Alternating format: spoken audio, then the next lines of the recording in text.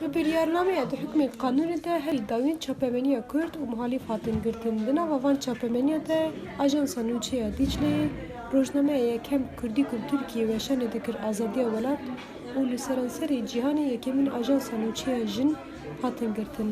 خبرت کرد ده یا استنبول نجدت دمیر دبیجه امی به هر آوی راستی بنویسنن.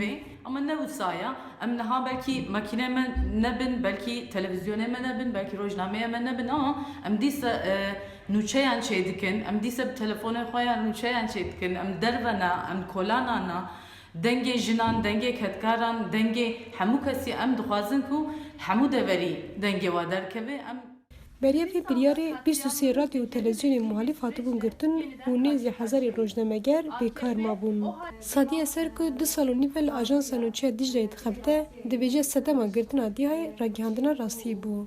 Ana akım medya nabine dihat bine Kürdistan'a karşı hat meşandın devlete bombardıman ser geri Kürdistan'a dici kir ama oktem rojname yanjı ajanse Türkiye meselin kat var nadreda.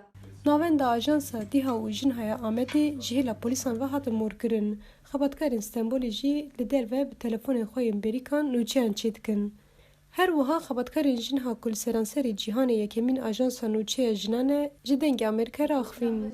gotibe yani jinha dengê jinan bi vî qasiyê komkujiyê û li ser jinan tev derdê jinan danîşan tev dayîk zarok jin tev li ber jinhayne ve ku jinhayê girtin em ne xemgînin xemgîntî bametine em her dem dibêjin ku jinha netine dengê jinanê jî bi vî qasî jî jinha dengê Kurdistanê ye jinha dengê jinên Kurdistanê.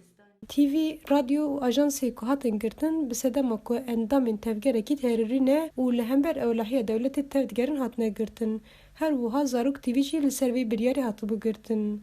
Xebatkara jinhayê Gülfidan Ataman dibêje em dev şikarê xwe bernadin. Pêşçav, dengê biçûka tîna pêşçav. Ji ber vê çendê devleta Tirk pitir êrişa xwe mezintir kir. Niha binçaviya zêde diketin, digirîtin. Berê kuştin bû, niha tevra hez ket xilas bikit. Ama em çên ji vê re bêjin qelemê me nakevî tij dest me em dest tij karê xwe tu çarna berdin. Em her dem li kolana ne, heta davê jî li kolana bin. Zozan Yaşar, Dengê Amerîka, İstanbul.